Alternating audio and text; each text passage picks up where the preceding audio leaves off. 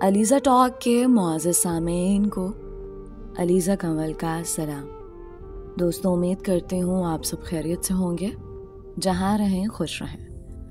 بڑھتے ہیں کہانی کی جانب، شروع کرتے ہیں آج کی کہانی۔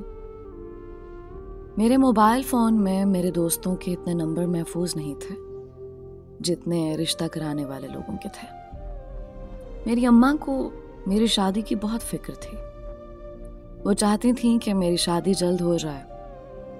وہ کسی شادی کی تقریب میں جاتی تو میرے لیے لڑکی زیادہ، کھانے کی ڈشز کم دیکھتی تھیں۔ ہر ملنے والی کے ساتھ اگر کسی بات یا کسی موضوع پر بات ہو رہی ہوتی تو بات گھما پھرا کر میری طرف لے جاتی تھیں اور میری تعریف شروع کر دیتی تھیں کہ شاید کوئی مجھ سے متاثر ہو جائے اور اس طرح میری شادی کی بات ہو جائے۔ میرے ابا بھی اپنے ملنے والوں سے کسی اچھے رشتے کے بارے میں پوچھتے رہتے تھے۔ اب ایسا نہیں تھا کہ مجھ پر کسی نے جادو کر دیا تھا اور میری شادی نہیں ہو رہی تھی، جبکہ حقیقت یہ تھی کہ جب بھی میری شادی کی بات چلتی تو کوئی نہ کوئی مسئلہ کھڑا ہو جاتا تھا۔ جب پہلی بار مجھے لڑکی والے دیکھنے کے لیے آ رہے تھے تو جو ہی وہ رکشے میں سوار ہوئے تو رکشہ الٹ گیا۔ لڑکی کا باپ بھی زخمی ہو گیا۔ انہیں ہسپتال لے گئے۔ میرے ابا کو اطلاع ملی تو وہ اس خیال سے ہسپتال جا پہنچے کہ اس عیادت کی وجہ سے یہ رشتہ ہاتھ سے نہ جائے گا اور تعلق مزید مضبوط ہو جائے گا۔ ابا نے اپنی جیب سے لڑکی کے باپ کے لیے 2242 روپے کی ادویات بھی خرید لیں۔ ہسپتال سے فارغ ہو کر جب وہ گھر چلے گئے تو 3 دن کے بعد ابا نے انہیں فون کر کے کہا، آج موسم اچھا ہے، چھٹی کا دن ہے، آج آپ ہمارے غریب خانے پر تشریف لے آئیں تو کتنا اچھا ہوگا۔ مشکل ہے، دوسری طرف سے لڑکی کے ابا نے جواب دیا۔ کیا مشکل ہے؟ ابا نے دریافت کیا۔ کل ہم آپ کی طرف آنے کا فون کرنے والے تھے کہ جس فون پر آپ کا نمبر ملایا وہ فون اچانک ہاتھ سے چھوٹ کر نیچے گرا۔ نیچے گرنے سے بچانے کے لیے میرے بیٹے نے اسے کیچ کرنے کی کوشش کی۔ فون اس کے ہاتھ سے ٹکرا کر اچھلا اور وہ سیدھا میری بیوی کے ماتھے پر لگا، اور میری بیوی کا ماتھا جو زخمی ہوا سو ہوا۔ فون بھی ٹوٹ گیا، لہٰذا اب ہم آپ کی طرف کبھی نہیں آئیں گے۔ یہ بتانے کے بعد انہوں نے فون بند کر دیا۔ میں نے سنا تو میں اداس ہو گیا۔ اماں کا بھی منہ لٹک گیا اور ابا کو اس بات کا زیادہ صدمہ ہوا کہ ان کی جیب سے 2242 روپے دوا کی مد میں نکل گئے تھے اور ان کی واپسی ممکن نہ تھی۔ اس کے بعد ایسی خاموشی چھائی کہ کوئی رشتہ دور تک دکھائی نہ دیا۔ ایک بار ابا مجھے ایک پیر جی کے پاس لے گئے۔ صحت مند پیر جی نے میری طرف دیکھتے ہی جلالی انداز میں دریافت کیا، کیا ہوا؟ اس کی شادی نہیں ہو رہی، ہر بار کوئی نہ کوئی مسئلہ کھڑا ہو جاتا ہے۔ ابا نے بتایا۔ اس کا رشتہ باندھا ہوا ہے، پیر جی بولے۔ کہاں باندھا ہوا ہے میرا رشتہ؟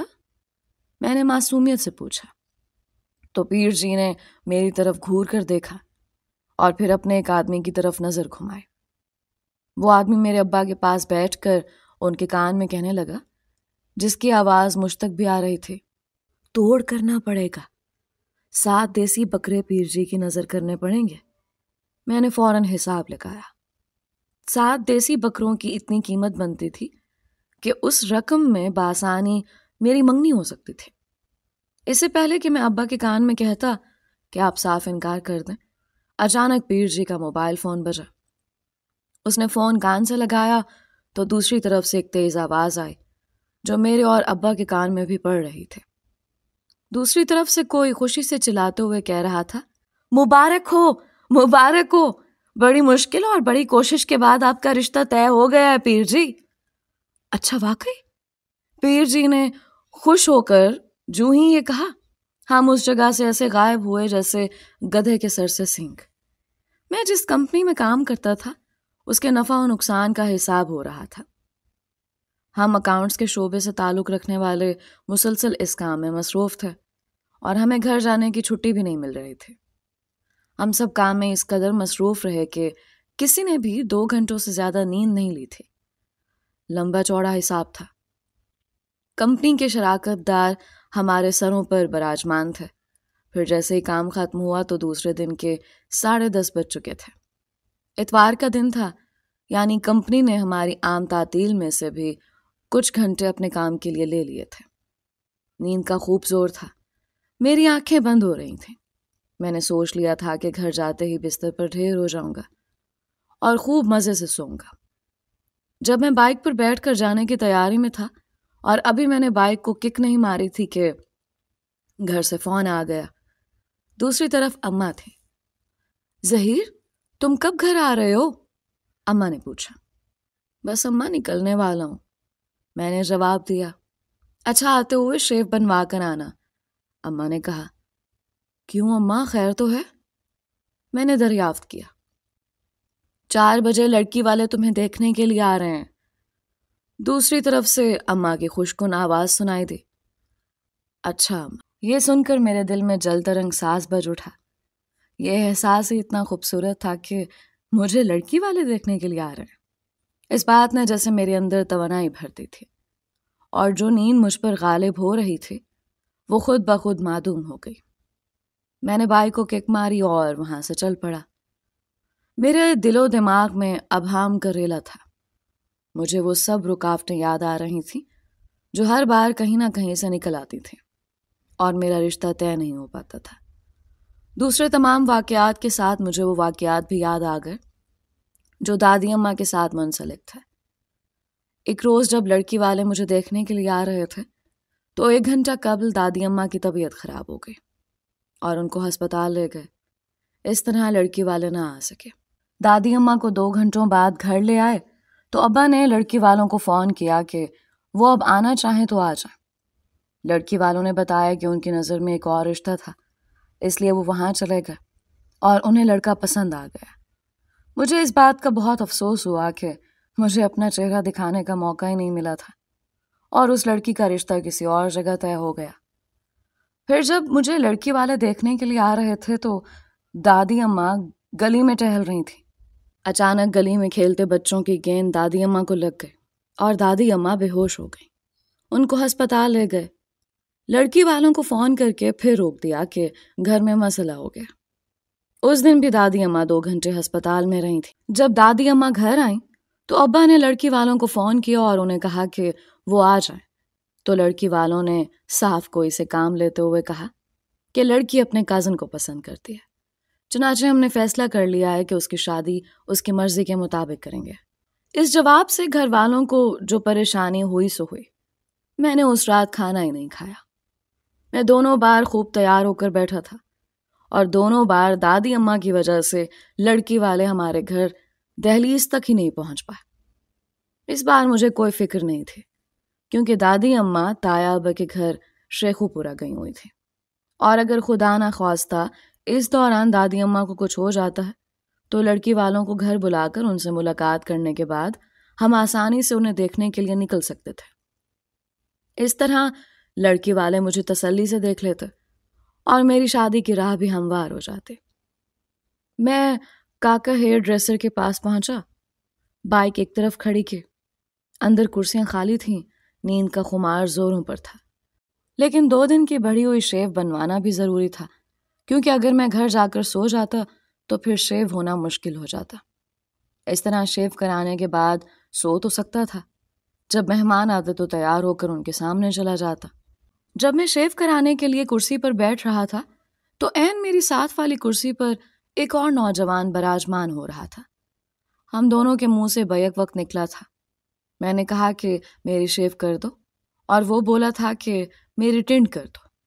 میرے گلے کے گرد تولیہ لپیٹ کر اس نے جیسے ہی اپنے ماہر ہاتھوں سے میرے ماتھے اور پھر آنکھوں کے اوپر حصے کو سہلایا تو مجھے ایسا سکون ملا کہ میں نیند کی وادی میں پہنچ گیا۔ مجھے ہوش ہی نہ رہا۔ جب میری آنکھ کھلی تو کاکا ہیئر ڈریسر کہہ رہا تھا، اٹھ جائے نا۔ میں نے آہستہ آہستہ آنکھیں کھولیں تو مجھے کسی کے تیز بولنے کی آواز سنائی تھی۔ میں نے گردن گھما کر اس نوجوان کی طرف دیکھا جو میرے ساتھ سر گنجا کرانے کے لیے بیٹھا تھا۔ وہ غصے میں چیخ رہا تھا، دیکھو مجھے نیند یوں آتی ہے جیسے نیند بنی ہی میرے لیے ہو. میں تم کو ٹینٹ کرنے کا کہہ کر سو گیا تھا, تم نے میری شیو بنا دی, میری اسٹائلش داڑھی صاف کر دی. آپ نے جو کہا تھا وہ میں نے کر دیا. اس نے معصومیت سے صفائی پیش کی. میں نے یہ نہیں کہا تھا. وہ نوجوان غصے سے تل ملا رہا تھا. ہم غلطی نہیں کر سکتے جناب. وہ اپنی بات پر پورے اعتماد کے ساتھ قائم رہا. وہ مسلسل غصے سے بول رہا تھا. اسے اپنی اسٹائلش داڑھی کے صاف ہونے کا سخت تعصب تھا, جبکہ کاکا اس کے غصے کو نظر انداز کر کے دھیمے لہجے میں اس کی بات کی نفی کر رہا تھا. میں نے سر جھٹک کر سامنے شیشے میں دیکھا تو چونک پڑا. مجھے حیرت ہو رہی تھی کہ آخر سامنے میری شکل کا کون بیٹھا ہے جس کا سر بال نہ ہونے کی وجہ سے چمک رہا تھا. یہ کون ہے؟ میں نے شیشے کی طرف اشارہ کر کے کاکا سے پوچھا. یہ آپ ہیں جناب؟ اس نے تولیہ تہہ کرتے ہوئے بتایا. یہ میں ہوں تو میرے سر کے بال کہاں ہیں؟ مجھے سخت دھچکا لگا تھا. آپ نے ٹینٹ کرنے کا بولا تھا, وہ میں نے کر دی, اس نے کہا. اس کا دھیما لہجہ میرے احتجاج کو روند رہا تھا. ابے ٹینٹ کرنے کا تو اس نے بولا تھا, میں نے شیو کرنے کا کہا تھا. مجھے غصہ آ گیا. میرے خوبصورت بال سر سے غائب ہو چکے تھے. آج لڑکی والے مجھے دیکھنے آ رہے تھے اور اس کم بخت نے میرے سر کے بال اس طرح صاف کر دیے تھے جیسے میرے دشمنوں نے اس کام کے لیے بھاری رشوت دی ہو. میری بات سن کر نوجوان میری طرف بڑھا اور مجھے دیکھتے ہوئے بولا, تو اس نے آپ کی ٹینٹ کر دی ہے اور میری شیپ بنا دی. ابے تم دونوں بہرے ہو کیا؟ وہ ایک بار پھر کاکا کی طرف متوجہ ہو کر چیخا. مجھے گنجا کیوں کر دیا؟ میں اپنی جگہ تڑپا. تمہیں سنائی نہیں دیا تھا؟ میری سٹائلش داڑھی صاف کر دی, گدھو. اس نوجوان کا غصہ کم نہیں ہو رہا تھا, جبکہ میرا غصہ بھی دو چند ہو رہا تھا. وہ پوری قوت سے دھاڑا. اس نوجوان نے بس گدھو کہا ہی تھا کہ دونوں حجامت بنانے والوں نے اس نوجوان کو پکڑ لیا اور اس کی دھلائی شروع کر دی. ایسی دھلائی کہ اس نوجوان کی بولتی بند ہو گئی. میں ایک طرف سہم کر کھڑا ہو گیا. جو ہی وہ اس کی دھلائی سے فارغ ہوئے, میں نے جلدی سے جیب میں ہاتھ ڈال کر پیسے نکالے اور ان کی طرف بڑھا کر شرافت سے دکان سے باہر نکلا, جیسے میری ٹینٹ میری عین منشا کے مطابق ہوئی ہو. اب میں ایسی صورتحال میں کچھ کہہ کر ایسے دھلائی کا متحمل نہیں ہو سکتا تھا. ٹینٹ کے ساتھ اگر وہ میرے چہرے کے نقوش بھی بدل دیتے تو میں لڑکی والوں کو کیا دکھاتا. سارے راستے میں روتا رہا, بس آنسو نہیں نکلے, لیکن وہ رہ رہ کر مجھے اپنا پیارا ہیئر سٹائل یاد آتا رہا, اور یہ سوچ کر میری جان نکلی جا رہی تھی کہ آج مجھے لڑکی والے دیکھنے آ رہے ہیں. گلی میں داخل ہوا تو کھیلتے ہوئے بچے رک کر میری طرف دیکھنے لگے. ہماری پرانی ہمسایوں نے مسکراتے ہوئے اپنے منہ پر دوپٹے رکھ لیے. گھر میں داخل ہو کر میں نے بائک ایک طرف کھڑی کی اور ابھی صحن میں قدم رکھا ہی تھا کہ اماں دیکھتے ہی چلائیں, او کون ہے تو؟ ہمارے گھر دن دہاڑے گھس آیا, ارے کوئی پکڑو اسے. اماں کا شور روکنے کے لیے میں نے جلدی سے آگے بڑھ کر ان کے منہ پر ہاتھ رکھ دیا. انہوں نے سمجھا میں ان کو قابو کر رہا ہوں. انہوں نے مجھے ایک طرف زور سے دھکا دیا اور میں صحن میں ٹہلتے ہوئے پالتو مرغیوں کے اوپر آن گرا جیسے اسے ہی اٹھانے آیا تھا. اماں دروازے کی طرف دوڑیں تاکہ محلے والوں کو جمع کر سکیں. میں اپنی جگہ سے اٹھا اور بولا, اماں یہ میں ہوں. میری آواز سنتے ہی اماں کے قدم رک گئے. انہوں نے میری طرف دیکھا اور مجھے پہچاننے کی کوشش کرنے لگے. پھر جب وہ مجھے پہچان گئیں تو میری طرف بڑھیں اور بولی, یہ تو کیا کرا کے آ گیا ہے؟ میں نے شیف کا کہا تھا, تو سر منڈا کر آ گیا ہے. اس حالت میں تم بالکل اچھے نہیں لگ رہے. لڑکی والوں کو کیا خاک اچھے لگو گے؟ اماں ہاتھ نچاتے ہوئے بولیں. میں نے اماں کو ساری بات بتائی تو وہ میرا منہ حیرت سے دیکھتی رہی. میں چپ ہوا تو وہ بولی, اس کم بخت کو پکڑ لینا تھا, اس کا سر پھوڑ دیتے. اچھی خاصی ٹھکائی کر کے آیا ہوں اماں. اپنی غلطی پر معافی مانگی تبھی چھوڑا میں نے جھوٹ بول کر دراصل اپنے آپ کو تسلی دی. میں سوچ رہی تھی کہ آج تیری دادی نہیں ہے, سب ٹھیک رہے گا, لیکن دادی کی کسر تو اس کم بخت نے نکال دی جس نے تیری ٹینٹ کی ہے. اماں کو تعصف ہو رہا تھا. ابھی ہم اسی طرح کھڑے تھے کہ ابا باہر سے آ گئے. وہ آتے ہی بولے, یہ برخوردار کون ہے؟ ظہیر ہے, اور کون ہے؟ اماں نے مرجھائے لہجے میں بتایا. ابا نے مجھے یوں دیکھا جیسے میں ان کے سامنے ایکس رے کی فلم ہوں اور وہ کوئی ڈاکٹر ہیں۔ پھر ابا کی حیرت ناک آواز نکلی، یہ کیسے ہوا؟ ابا کے اس سوال پر میں نے ان کو ساری کہانی سنا دی۔ ابا سنتے رہے۔ سب کچھ سننے کے بعد انہوں نے میرا بازو پکڑا اور ایک طرف لے جا کر مجھے یہ کہا کہ سچ بتاؤ، اصل معاملہ کیا تھا؟ کسی کو چھیڑا تھا تم نے؟ بابا کا مشکوک لہجہ اور ان کی نظریں میرے چہرے پر دوڑتی ہوئی مجھے پریشان کر گئی تھیں۔ بابا کیسی بات کر رہے ہیں آپ میرے ساتھ؟ دکان پر چلیں، آپ کو پتہ چل جائے گا۔ اس نے غلطی سے میری ٹینٹ کر دی۔ میری اس بات سے ابا کو تسلی ہو گئی۔ وہ سوچنے لگے، بہت برا ہو گیا، وہ تو ماڈرن لوگ ہیں، ایک گنجے کو کیسے پسند کریں گے؟ بابا بڑبڑاتے اور سوچتے رہے۔ بابا آپ ان کو روک دیں، میں نے مشورہ دیا۔ میں اس سے پہلے 2 بار لڑکی والوں کو روک چکا ہوں، اب ایسا نہیں کروں گا۔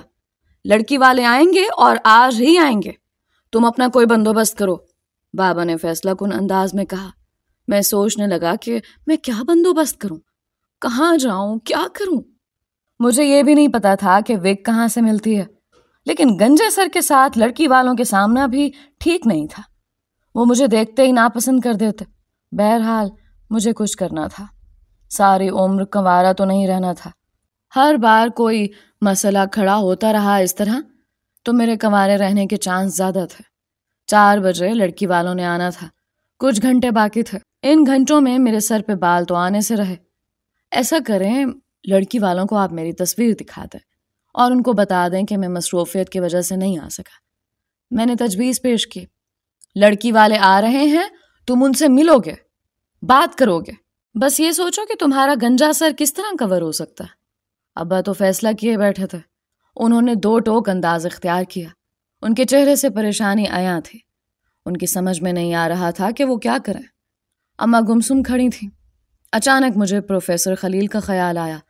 پروفیسر خلیل تقریباً 4 ماہ پہلے ہمارے برابر والے گھر میں منتقل ہوئے تھے۔ وہ اکیلے ہی رہتے تھے۔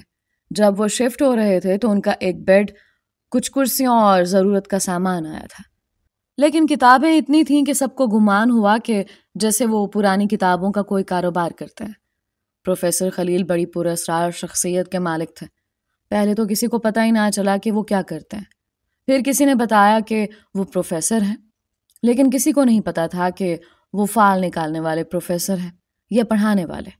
روزانہ وہ ایک کتاب بخل میں دبائے چلے جاتے اور واپسی پر ان کے پاس وہی ایک کتاب ہوتی یا پھر 2 ہو جاتی تھیں۔ وہ کسی سے بات نہیں کرتے تھے۔ کچھ لوگ ان کو پاگل کہتے تھے، کچھ کی رائے تھی کہ وہ اچھے انسان ہیں، اپنے کام سے کام رکھتے ہیں، لیکن ان کی اس پراسرار شخصیت میں کیڑے نکالنے والے زیادہ تھے۔ کوئی بھی ان کی حقیقت کے بارے میں نہیں جانتا تھا۔ ایک دن تیز ہوا میں ان کے سر پر رکھی وگ اڑ کر نیچے گر گئے۔ تب مجھ پر انکشاف ہوا کہ اصل بالوں کے قریب تر وہ وگ ہے۔ اس خیال کے آتے ہی میں نے سوچا کہ اگر پروفیسر صاحب سے 1-2 گھنٹے کے لیے وگ ادھار مانگ لی جائے تو میرا مسئلہ حل ہو سکتا ہے، کیونکہ وہ ایسی تھی کہ وہ وگ لگتی نہیں تھی، بالکل اصل بال لگتے تھے۔ ایسی خاص وگ تھی وہ۔ ایک دم اس مسئلے کا حل میری سمجھ میں آ گیا۔ میں اس خیال کے آتے ہی بولا، وہ کیا؟ ابا اور اماں نے بیک وقت میری طرف دیکھا۔ ساتھ والے پروفیسر صاحب وگ لگاتے ہیں، میں ان سے وگ ادھار مانگ لاتا ہوں۔ میں نے بتایا، وہ تم کو وگ دے گا؟ وہ تو کسی سے بات تک نہیں کرتا، کسی کی طرف دیکھتا بھی نہیں ہے، کسی کو پتہ ہی نہیں ہے کہ وہ کرتا کیا ہے۔ گھر سے آتے اور جاتے اسے لوگ ایسے دیکھتے ہیں کہ بس۔ ابا نے کہا، بابا جی اس مشکل گھڑی میں کوشش کرنے میں حرج کیا ہے؟ میں نے سب کچھ جاننے کے باوجود امید کا پلو پکڑ لیا۔ کوشش کر کے دیکھو، لیکن جو کرنا ہے جلدی کرو، 2:45 ہو گئے ہیں، 4 بجے انہوں نے آنا ہے۔ ابا بولے، میں ابھی آتا ہوں۔ میں نے اٹھ کر اپنے سر پر ٹوپی رکھی تاکہ میری ٹینڈ اس کے اندر چھپ جائے۔ میں نے باہر نکل کر پروفیسر صاحب کے دروازے کے سامنے پہنچ کر بیل پر انگلی رکھی۔ بیل شاید خراب تھی، اس لیے مجھے اس کے بجنے کی آواز نہیں آئی۔ میں نے دروازہ بجایا، 4 بار دروازہ بجایا تو اندر سے آواز آئی، کون ہے؟ جی پروفیسر صاحب میں ہوں، میں نے بتایا۔ مسٹر میں سوری، میں آپ کو جانتا نہیں، پروفیسر صاحب کی اندر سے آواز آئی۔ انہوں نے شاید سمجھ لیا تھا کہ میرا نام میں ہے۔ جی میرا نام ظہیر ہے اور میں آپ کے برابر میں رہتا ہوں، میں نے اپنا تعارف کراتے ہوئے وضاحت کی۔ میرے برابر تو کتابیں ہوتی ہیں یا پھر لیپ ٹاپ۔ ان کی آواز میری سماعت سے ٹکرائی۔ میرا مطلب ہے کہ آپ کے گھر کے ساتھ جس گھر کی دیوار ملتی ہے میں اس گھر میں رہتا ہوں۔ میں نے مزید وضاحت کی۔ گر آپ مجھے یہ بتانے آئے ہیں تو تشریف لے جائیے، مجھے پتہ چل گیا۔ پروفیسر صاحب نے بات ختم کرنے کی کوشش کی۔ سر میں آپ سے ملنا چاہتا ہوں، ایک ضروری کام ہے مجھے آپ سے۔ میں نے کہا آپ کے صرف 5 منٹ لوں گا۔ بولیں کیا کام ہے؟ سر ذرا دروازہ کھولیں تو میں آپ سے بات کروں۔ میں نے کہا۔ اندر ایسے خاموشی چھا گئی جیسے بیوی نے اچانک شوہر سے خرچہ مانگ لیا۔ میں 10 منٹ تک کھڑا رہا۔ اس کے بعد جب میں مایوس ہو کر جانے لگا تو دروازہ کھلنے کی آواز آئی اور پروفیسر صاحب نے اتنا دروازہ کھولا جس سے ان کا صرف چہرہ باہر نکل سکے، بالکل ایسے جیسے کوئی باتھ روم کا تھوڑا سا دروازہ کھول کر اپنا سر باہر نکال کر کسی سے تولیہ مانگتا۔ میری نظر پروفیسر صاحب کے سر پر جمی وگ پر گئی۔ میں نے کہا کیا ہم اندر بیٹھ سکتے ہیں؟ میری بات سن کر پروفیسر کے ماتھے کی سلوٹیں ابھری اور پھر انہوں نے خشک لہجے میں کہا کیوں؟ بات کرنی ہے آپ سے؟ ہاں تو کرو، ذرا اندر بیٹھ جاتے تو مہربانی ہوتی۔ میں نے پھر استدعا کی اور پروفیسر صاحب سوچ میں پڑ گئے۔ پھر انہوں نے بادل ناخواستہ دروازہ کھول دیا اور پیچھے ہٹ گئے۔ آپ کے پاس بات کرنے کے لیے صرف 5 منٹ ہیں، پروفیسر صاحب نے یہ کہہ کر اپنی نگاہیں اپنی کلائی پر بندھی گھڑی پر مرکوز کر دیں۔ میں نے وقت کی نزاکت کا خیال کرتے ہوئے پہلے اختصار سے انہیں بتایا کہ میری ٹرین کس مغالطے میں ہو گئی تھی، اور پھر بولا کہ مجھے ابھی لڑکی والے دیکھنے کے لیے آ رہے ہیں، مجھے 2 گھنٹوں کے لیے آپ کی وگ درکار ہے۔ وہ میری بات کو اپنی نگاہیں گھڑی پہ مرکوز کیے سنتے رہے۔ جو ہی میں نے بات مکمل کی انہوں نے مجھے بڑے اپنائیت بھرے لہجے میں کہا آپ ذرا باہر نکلیں گے؟ میں دروازے کے ساتھ ہی کھڑا تھا۔ دروازہ کھول کر باہر قدم رکھا تو انہوں نے ایک دم کہا سوری اور تیزی سے دروازہ بند کر دیا، اور میں بند دروازے کو یوں دیکھتا رہا جیسے میں نے کھل جا سم سم کہا ہو اور دروازہ کھولا نہ ہو۔ مجھے پروفیسر صاحب کے اس رویے پر سخت غصہ آیا کہ یہ کون سا طریقہ ہے انکار کرنے کا۔ اگر ان کو انکار ہی کرنا تھا تو مجھے اس طرح باہر نکال کر انکار نہ کرتے۔ میں کچھ دیر اس جگہ کھڑا رہا اور پھر واپس اپنے گھر کی طرف چل پڑا۔ جو ہی میں نے اپنے گھر کے اندر قدم رکھا میں چونک گیا۔ مجھے اندر سے آوازیں آ رہی تھیں۔ ابا پوچھ رہے تھے آپ نے تو 4 بجے آنا تھا، آپ پہلے ہی آ گئے۔ کہنے کے بعد ابا ہنسے بھی تھے۔ ایک خاتون نے جواب دیا دراصل ہم نے 3 بجے ایک اور جگہ رشتہ دیکھنے جانا تھا، وہاں گئے تو ہم لڑکے کو دیکھتے ہی بھاگ کھڑے ہوئے۔ اس کے سر پر بال ہی اتنے تھے کہ بس گنجا ہی سمجھ لیں۔ جی کوئی بات نہیں، آ جائیں، ڈرائنگ روم میں بیٹھتے ہیں۔ اماں کی آواز آئی۔ اماں کی آواز میں صاف گھبراہٹ عیاں تھی۔ ظاہر ہے وہ اس بات کی تھی کہ وہ اس لڑکے کو دیکھ کر بھاگ آئے جو پوری طرح سے گنجا نہیں تھا، اور میری تو ٹرینڈ ایسی تھی کہ وہ مجھے دیکھتے ہی بھاگنے کے بجائے شاید اسی جگہ کھڑے کھڑے غائب ہو جاتے۔ میں یہ سوچ کر متفکر ہو گیا تھا۔ میں باتیں سنتے ہوئے رکا نہیں تھا بلکہ دھیرے دھیرے آگے بڑھ رہا تھا، اور اس پریشانی کے عالم میں نے اپنے سر سے نادانستہ ٹوپی بھی اتار لی تھی۔ جب میں صحن میں پہنچا تو وہ سب مہمان ڈرائنگ روم میں جا چکے تھے۔ بس ایک 6 سال کی بچی اندر کی طرف جا رہی تھی کہ اچانک اس کی نظر مجھ پر پڑی اور وہ چلائی ماما یہاں بھی ایک انکل گنجے ہیں، جلدی آ کر دیکھیں۔ بچی یوں ماما کو بلا رہی تھی جیسے کوئی عید کا چاند دیکھ کر شور مچائے کہ مجھے دکھائی دے گیا۔ وہ دیکھو، اس کا شور سن کر میں مضطرب ہو گیا۔ میری سمجھ میں نہیں آ رہا تھا کہ میں کیا کروں۔ ایک لمحے میں خیال آیا کہ دیوار میں گھس کر تحلیل ہو جاؤں، لیکن میرے لیے یہ ممکن نہیں تھا۔ چنانچہ میں نے جلدی سے اوپر سیڑھیوں کی طرف دوڑ لگا دی اور کمرے میں جا کر دم لیا۔ 5 منٹ کے بعد اماں میرے پیچھے آ گئیں۔ لے آئے وگ؟ انہوں نے انکار کر دیا ہے، میں نے منہ بنا کر جواب دیا۔ اب کیا کرو گے؟ وہ ایسا لڑکا دیکھ کر بھاگ آئے ہیں جو ابھی پورا گنجا نہیں تھا۔ تمہارے سر پر تو اس طرح سے کمال کیا ہوا ہے۔ اب جاؤ اور بازار سے وگ خرید لاؤ، اماں نے پریشان ہو کر کہا۔ اماں جو وگ پروفیسر صاحب کے سر پر ہے اسے دیکھ کر کوئی جان ہی نہیں سکتا کہ وہ وگ ہے، میں نے کہا۔ اور مجھے کیا پتا کہ وگ کہاں ملتی ہے، اور اس عجلت میں جانے کوئی مصنوعی وگ خرید لاؤں۔ پھر اب کیا کرنا ہے؟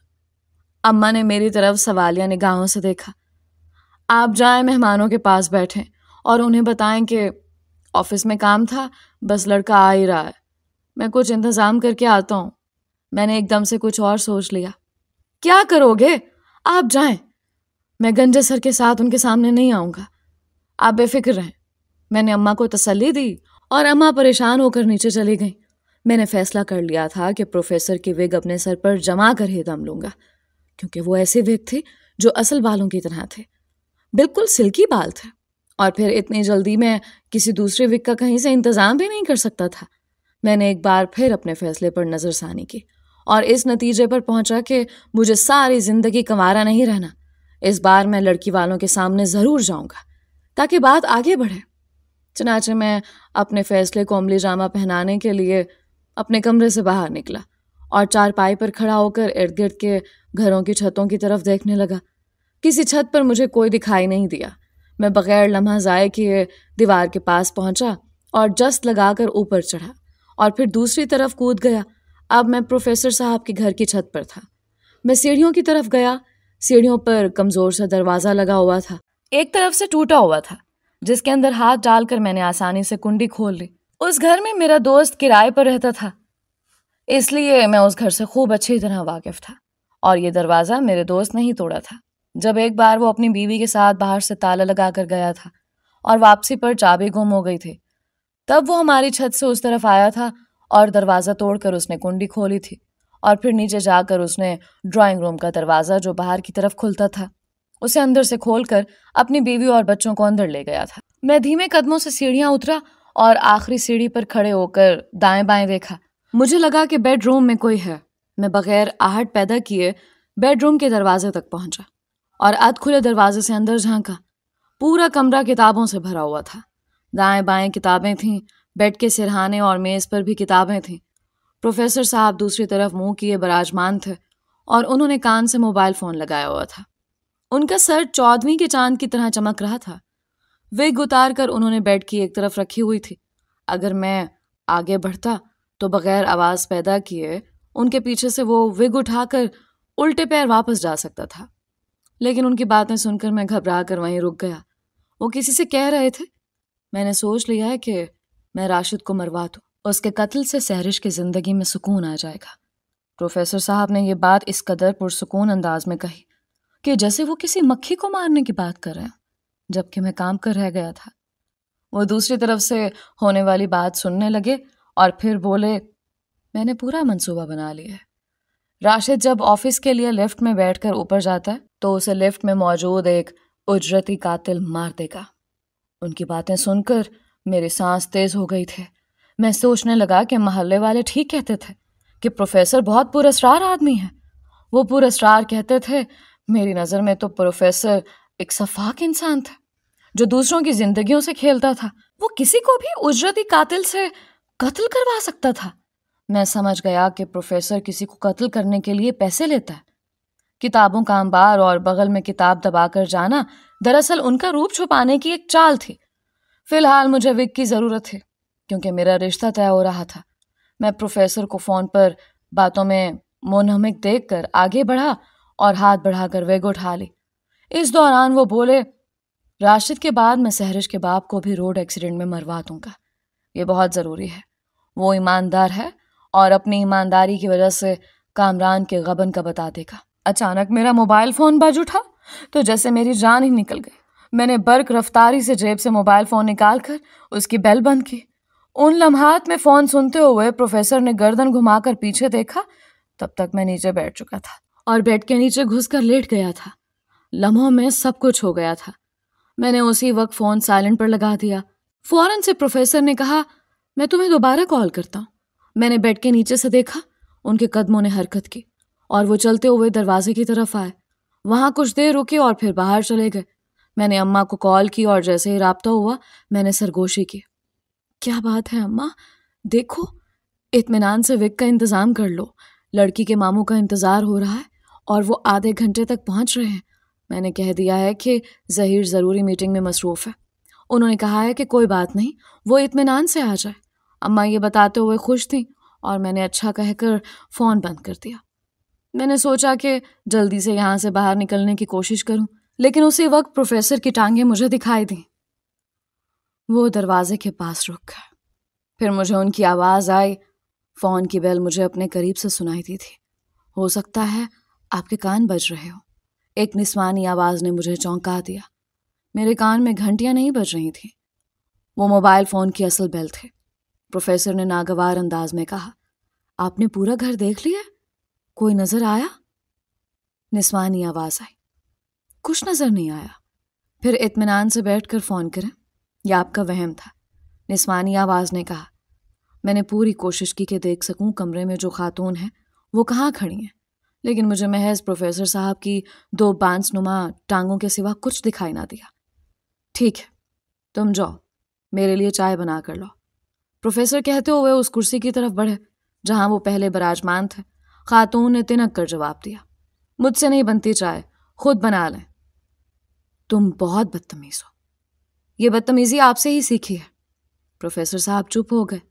میں حیران تھا کہ کسی خاتون کی آواز اسی کمرے سے آ رہی تھی، لیکن مجھے اس خاتون کی ٹانگیں نہیں دکھائی دے رہی تھی۔ پروفیسر صاحب کھڑے تھے، پھر ان کی آواز آئی۔ انہوں نے موبائل فون پر رابطہ کیا تھا۔ وہ کہہ رہے تھے، ہیلو، ہاں میں تمہارے پاس آتا ہوں، بیٹھ کر بات کرتے ہیں۔ راشد کو قتل کرنے کا تم بھی اچھی طرح سے سوچ لو، میں آ رہا ہوں، کیا تم آؤ گے؟ چلو تم آ جاؤ، میں انتظار کرتا ہوں۔ انہوں نے فون بند کر دیا۔ کہاں جا رہے ہیں آپ؟ اچانک نسوانی آواز پھر آئی اور میں نے چونک کر اپنی نگاہیں دوڑائیں کہ شاید مجھے اس کی ٹانگیں دکھائی دے جائیں، لیکن مجھے پروفیسر کی ٹانگوں کے سوا کچھ نہیں دکھائی دے رہا تھا۔ جہنم میں جا رہا ہوں، پروفیسر صاحب نے اکتا کر کہا۔ آپ روز یہی کہہ کر جاتے ہیں اور پھر واپس آ جاتے ہیں۔ وہ آپ کو واپس کیسے آنے دیتے ہیں؟ خاتون کی آواز میں تمسخر تھا۔ اچھے تعلقات کی وجہ سے۔ پروفیسر بیڈ کے ارد گرد چکر کاٹ رہے تھے، شاید جانے سے پہلے وہ کوئی چلہ کاٹ رہے تھے۔ تبھی مجھے اچانک کچھ چیزیں ادھر ادھر کرنے کی آوازیں آئیں۔ اچانک پروفیسر صاحب کی پریشان سی آواز آئی، ادھر آؤ اور دیکھو کہ میری وگ کہاں گئی ہے۔ اور کتنا ادھر آؤں، آپ کے ساتھ تو کھڑی ہوں۔ خاتون کے اس جواب نے مجھے چونکانے کے ساتھ ساتھ ڈرا بھی دیا۔ وہ کہہ رہی تھی کہ وہ ان کے ساتھ کھڑی ہے، جبکہ مجھے بیڈ کے نیچے سے صرف پروفیسر کی 2 ٹانگیں ہی دکھائی دے رہی تھیں۔ اگر وہ خاتون ان کے پاس تھیں تو اس کی ٹانگیں کہاں تھیں؟ یہ سوچ کر مجھے خوف آنے لگا۔ مجھے گمان ہوا کہ وہ جن بھوتوں کو قابو کرنے والا پروفیسر ہے۔ مجھے کمرے میں پھر ہلچل سی محسوس ہوئی۔ یقیناً پروفیسر اپنی وگ تلاش کر رہے تھے۔ پھر مجھے ان کی ٹانگیں کمرے میں گھومتی دکھائی دیں اور وہ غصے سے بولے، میں نے یہاں وگ اتار کر رکھی تھی، کہاں چلی گئی؟ کوئی بھوت لے گیا ہے کیا؟ تم سے بڑا بھوت ہے کوئی اس گھر میں؟ خاتون کی آواز نے میرے جسم میں سنسنی سی پھیلا دی اور مجھے یقین ہو گیا کہ پروفیسر انسان نہیں بلکہ بھوت ہے، اور جو خاتون اس کے ساتھ باتیں کر رہی ہے وہ کوئی چڑیل ہے، اس لیے تو وہ دکھائی نہیں دے رہی تھی۔ پروفیسر عجیب سے انداز میں ہنسے اور پھر بولے، گر میں بھوت ہوں تو اس کا مطلب ہے کہ تم چڑیل ہو۔ چڑیل ہی کسی بھوت کی بیوی ہو سکتی ہے؟ نسوانی آواز گونجے۔ چڑیل ہوں لیکن نیک اور معصوم ہوں۔ نیک اور معصوم؟ پروفیسر خلیل کے لہجے میں تمسخر تھا۔ آپ کی ان طنزیہ باتوں کی وجہ سے میرا دل نہیں چاہتا کہ میں آپ سے بات بھی کروں۔ نسوانی آواز میں غصہ تھا۔ میرا دل دھڑکنے لگا۔ پروفیسر صاحب ایک جگہ کھڑے تھے، شاید وہ کچھ سوچ رہے تھے۔ پھر اچانک وہ کمرے سے باہر چلے گئے۔ میں اس وقت بیڈ کے نیچے سے نکلا، کمرے میں دیکھا وہاں کوئی نہیں تھا۔ میں نے دروازے کے پاس جا کر جھانکا، مجھے کوئی آواز سنائی نہیں دے رہی تھی۔ میں اوپر جانے کے لیے سیڑھیوں کی طرف دوڑا۔ ٹھیک اسی وقت مجھے اوپر سے کسی کے اترنے کی آواز سنائی دی۔ میں واپس پلٹا اور سوچنے لگا کہ کہاں جاؤں۔ سیڑھیوں کے نیچے باتھ روم کا دروازہ دکھائی دے رہا تھا۔ میں نے وہ دروازہ کھولا اور اندر جا کر کھڑا ہو گیا۔ دروازے میں ایک سوراخ بھی تھا جس کی مدد سے میں آسانی سے باہر دیکھ سکتا تھا۔ مجھے پروفیسر کی آواز سنائی دی، سیڑھیوں کا دروازہ کھلا ہوا ہے، اس کا مطلب ہے کہ وہ بدتمیز ہمسایہ جو مجھ سے وگ لینے آیا تھا وہ اس راستے سے آیا اور میری وگ اٹھا کر لے گیا ہے۔ موبائل کی بیل بھی اسی کی تھی، اسے لڑکی والے دیکھنے آ رہے ہیں۔ وگ لینا اس کی مجبوری تھی، اس کے سوا اس کے پاس کوئی اور چارہ نہیں تھا۔ اس کا اندازہ بالکل ٹھیک تھا۔ میں حیران تھا کہ پروفیسر نے کس تیزی سے اندازہ لگا لیا تھا اور بات کی تہہ تک بھی پہنچ گیا تھا۔ اس کے 2 ہی مطلب ہو سکتے تھے، پروفیسر غیر معمولی ذہین تھے اور یا پھر وہ واقعی بھوت تھے۔ وہ اچانک بولے، میں ابھی اس کے گھر جاتا ہوں اور بتاتا ہوں کہ چوری کا انجام کیا ہوتا ہے۔ یہ سن کر میرے پیروں تلے سے زمین نکل گئی کہ اگر پروفیسر نے وہاں ہنگامہ کھڑا کر دیا تو عزت بھی نہیں رہے گی۔ آپ اس کے گھر جائیں گے؟ خاتون کی آواز آئی۔ اور کیا سیر کو جا رہا ہوں؟ پروفیسر غصے سے بولے۔ کیا ثبوت ہے آپ کے پاس کہ وہ وگ اٹھا کر لے گیا ہے؟ خاتون نے میری دانست کے مطابق عقل کی بات کی تھی، کیونکہ وہ وگ مانگنے آیا تھا۔ یہ کوئی ثبوت نہیں ہے، الٹا ان کے گھر جانے پر اگر وہ آپ کے گلے پڑ گئے تو پھر؟ نسوانی آواز آئی۔ کیا مطلب ہے تمہارا؟ وہ الٹا آپ پر کوئی الزام لگا دیں۔ وہ ایسا نہیں کر سکتے، اس بات کا آپ کو یقین ہے؟ پھر کیا کروں؟ پروفیسر صاحب کا انداز سوچنے والا تھا۔ تحمل سے کام لے، اندر آئیں، بتاتی ہوں کہ کیا کرنا ہے۔ کسی کے دروازے پر جا کر ہنگامہ کرنے کی بجائے بات کرنے کا کوئی اور طریقہ بھی ہو سکتا ہے، خاتون نے کہا۔ مجھے لگا کہ پروفیسر چل رہے ہیں۔ میں نے تھوڑا سا دروازہ کھولا تو وہ بیڈ روم کی طرف جا رہے تھے۔ جیسے ہی وہ اندر گئے میں باتھ روم سے باہر نکلا اور اوپر کی طرف دوڑ لگا دی۔ چھت پر جاتے ہی میں نے دیوار پھلانگی اور اپنی چھت پر چلا گیا۔ میں سیدھا باتھ روم میں گیا۔ اماں کا فون آ گیا، وہ کہہ رہی تھیں جلدی آ جاؤ، اس کے ماموں بھی آ گئے ہیں، میں نے وگ کا انتظام کر لیا ہے، بس 10 منٹ میں تیار ہو کر آ رہا ہوں، میں نے کہا اور جلدی سے کپڑے تبدیل کیے۔ وگ اپنے سر پر جمائی اور آئینے میں جائزہ لیا۔ بالکل نہیں لگتا تھا کہ میرے سر پر وگ ہے۔ میں مسکرایا اور نیچے چلا گیا۔ جو ہی میں ڈرائنگ روم میں داخل ہوا تو چونک گیا، کیونکہ پروفیسر سر پر ٹوپی رکھے ایک طرف براجمان تھے۔ انہوں نے میری طرف دیکھ کر ایک معنی خیز مسکراہٹ عیاں کی۔ میں نے سب کو سلام کیا اور بیٹھتے ہوئے ابا سے پوچھا، پروفیسر صاحب یہاں کیا کر رہے ہیں؟ انہوں نے بیل دی۔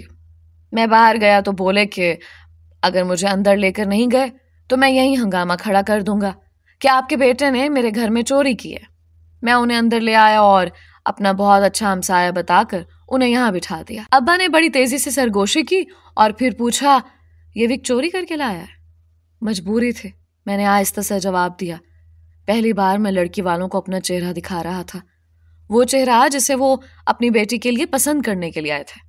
میرے اندر کی خوشی کا کوئی ٹھکانہ نہیں تھا، لیکن مجھے یہ خوف کھل کر مسکرانے نہیں دے رہا تھا کہ جانے پروفیسر یہاں کیا گل کھلا دیں کہ میرا رشتہ ہونے سے پہلے ہی ختم ہو جائے، جبکہ اماں اور ابا بھی اپنی جگہ مضطرب تھے۔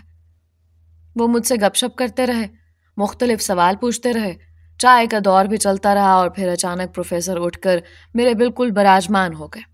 جب اماں اور ابا ان مہمانوں کے ساتھ باتوں میں مشغول تھے تو پروفیسر نے سرگوشی کی، ان کو بتاؤں کہ جس لڑکے سے آپ اپنی بیٹی کا رشتہ طے کر رہے ہیں وہ گنجا ہے اور وہ میرے گھر سے میری وگ چوری کر کے اپنے سر پر جمائے بیٹھا ہے۔ آپ بتائیں گے تو میں بھی بتا دوں گا کہ آپ کسی راشد کو قتل کرنے والے ہیں، اس کے بعد آپ سہرش کے باپ کو بھی مار دیں گے۔ آپ پروفیسر کے روپ میں ایک قاتل ہیں۔ میں نے ہمت سے کام لیتے ہوئے پروفیسر کو دھمکی دی۔ میری بات سن کر پروفیسر کا منہ کھل گیا۔ وہ مجھے اس طرح حیرت سے دیکھنے لگے جیسے میں نے ان کے ہاتھ سے چائے کا کپ چھین لیا۔ ہمیں آپ کا بیٹا بہت پسند آیا، ہماری طرف سے ہاں سمجھیں، اب آپ ہمارے گھر تشریف لائیں۔ اچانک لڑکی کے ماموں نے اعلان کیا تو میری سمجھ میں نہیں آیا کہ میں خوشی مناؤں یا افسردہ ہو کر بیٹھ جاؤں، کیونکہ میرے برابر بیٹھے ہوئے پروفیسر میرے لیے کوئی اچھا ارادہ نہیں رکھتے تھے۔ میں ابھی تمہارا بھانڈا پھوڑتا ہوں، پروفیسر نے اچانک کہا، اور میں ابھی پولیس کو فون کرتا ہوں۔ میں نے بھی دھمکی دی۔ کچھ لوگ بالکل گنجے ہوتے ہیں اور انہوں نے وگ لگائی ہوتی ہے، اچانک پروفیسر بولے، اور وہاں موجود ہر ایک نے ان کی طرف حیرت سے دیکھنا شروع کر دیا۔ ابا، اماں اور میں تو پروفیسر کی طرف یوں دیکھ رہے تھے جیسے انہوں نے اچانک پستول نکال کر ہم پر تان لیا ہو۔ میرا منہ ایسا بن گیا تھا جیسے بے چارگی کا پیکر ہو۔ بھائی جی، ہم آپ کی بات کا مطلب نہیں سمجھے، لڑکی کے ماموں نے بڑی معصومیت سے دریافت کرنا چاہا۔ پروفیسر نے میری طرف گھوم کر اپنی شہادت کی انگلی میری طرف کی اور ابھی کچھ کہنے ہی والے تھے کہ میں نے لمحہ ضائع کیے بغیر پیچھے شیلف میں پڑی بھاری بھرکم ڈکشنری اٹھائی اور پروفیسر کے سر پر زور سے دے ماری۔ بیچارے پروفیسر ڈکشنری کا وار برداشت نہ کر سکے اور بے ہوش ہو گئے۔ جب یہ منظر دیکھ کر سب مہمان سہم گئے۔ میں نے کہا، گھبرانے کی بات نہیں، یہ دماغی طور پر بیمار شخص ہے اور ہمارے ہمسائے ہیں۔ جیسے ان کی طبیعت خراب ہونے لگتی ہے، اگر ان کے سر پر ہلکی سی چوٹ لگا دی جائے تو یہ کچھ دیر اس طرح پڑے رہنے کے بعد ٹھیک ہو جاتے ہیں۔ یہ کیسی بیماری ہے؟ لڑکی کا ماموں بولا۔ یہ ایسی بیماری ہے کہ پورا محلہ ان کی بیماری سے واقف ہے. کئی لوگوں نے ردی فروش سے ایسی ہی بھاری بھرکم ڈکشنریاں خرید کر اپنے گھر میں رکھی ہوئی ہیں. میں نے دھیرے سے مسکراتے ہوئے کہا, آپ لوگ اس کو اپنے گھر آنے کیوں دیتے ہیں؟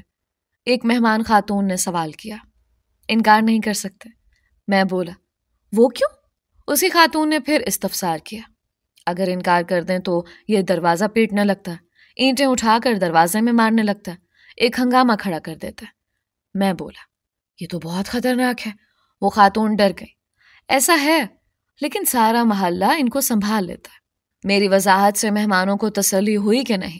البتہ وہ مسکرائے اور اماں ابا کو جلد اپنے گھر آنے کی دعوت دے کر ڈرائنگ روم سے نکل گئے. میں بھی پیچھے چل پڑا. جاتے ہوئے بھی مہمان باتیں کر رہے تھے اور میں یہ دیکھنے کے لیے کہ پروفیسر کا کیا حال ہے ڈرائنگ روم کی طرف بڑھا تو مجھے خاتون کی آواز سنائی دی. اسی خاتون کی جس کی آواز میں نے پروفیسر کے گھر سنی تھی. وہ کہہ رہی تھی, میں نے کہا بھی تھا کہ مت جاؤ ان کے گھر. جھوٹ مت بولو, تم نے ہی مجھے کہا تھا کہ اس طرح ان کے گھر جاؤ. پروفیسر کی آواز آئی. میں ڈر گیا. پروفیسر تو اکیلے تھے, پھر وہ خاتون کیسے آ گئیں؟ میری ہمت نہیں ہو رہی تھی کہ اندر جا کر ان کو دیکھ سکوں. میرے قدم دروازے پر ہی جم گئے تھے. کچھ وقت گزرا تو اندر سے آواز آنا ہی بند ہو گئی. میں نے ہمت کی اور آہستہ آہستہ اندر کی طرف بڑھا.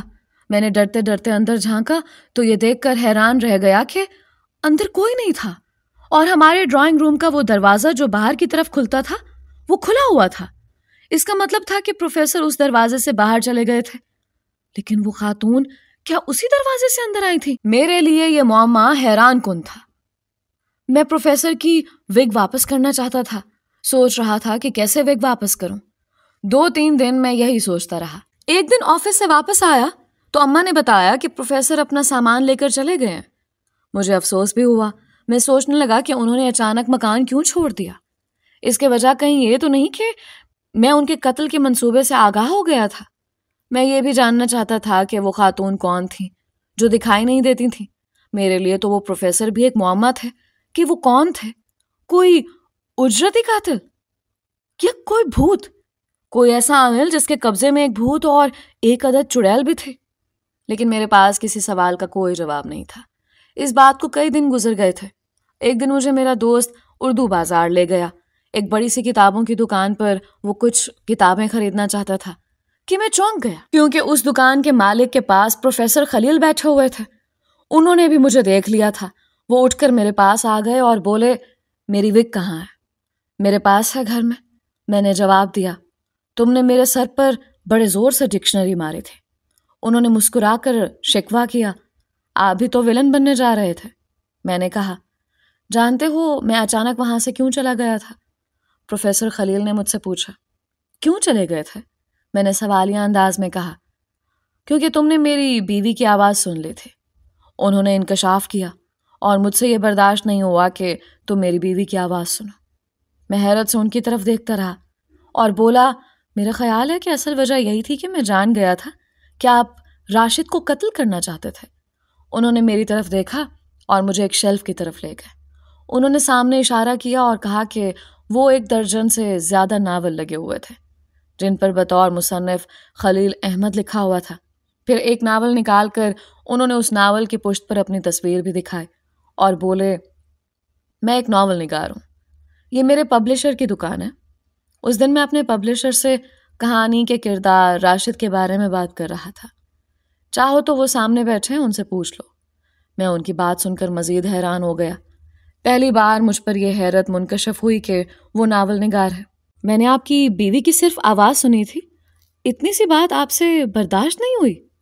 میں نے کہا. وہ کچھ توقف کے بعد بولے, مجھے اپنی بیوی سے بہت محبت تھی.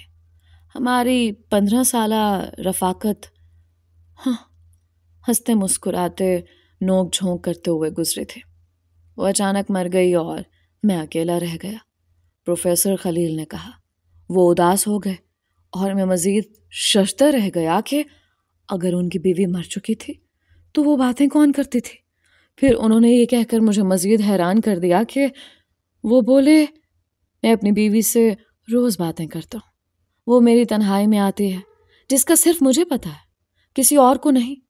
لیکن تم کو پتہ چل گیا اور تم نے اس کی آواز بھی سن لی۔ یہ آپ کیا کہہ رہے ہیں؟ وہ مر چکی ہے اور آپ کی تنہائی میں آتی ہے، آپ ان سے باتیں کرتے ہیں، یہ کیسے ممکن ہے؟ میں حیرت کے سمندر میں غوطۂ زن تھا۔ وہ مجھ پر انکشاف کر کے مجھے مزید حیرت کے سمندر میں دھکیل کر اپنے پبلشر کے پاس چلے گئے۔ انہوں نے کہا تھا کہ میں تنہائی میں اپنی مرحومہ بیوی کی آواز میں خود باتیں کرتا ہوں، کبھی میں بیوی بن جاتا ہوں اور کبھی شوہر۔ دوستو، یہ تھی آج کی کہانی۔ امید کرتی ہوں کہ اس کہانی سے آپ بہت لطف اندوز ہوئے ہوں گے۔ اپنی رائے کا اظہار کامنٹس میں ضرور کیجیے گا۔ ملتے ہیں ایک اور نئی اور منفرد کہانی کے ساتھ۔ مجھے اپنی دعاؤں میں یاد رکھیں۔ علیزہ کمل کو اجازت دیجیے۔ اللہ ہم سب کا حامی و ناصر رہے۔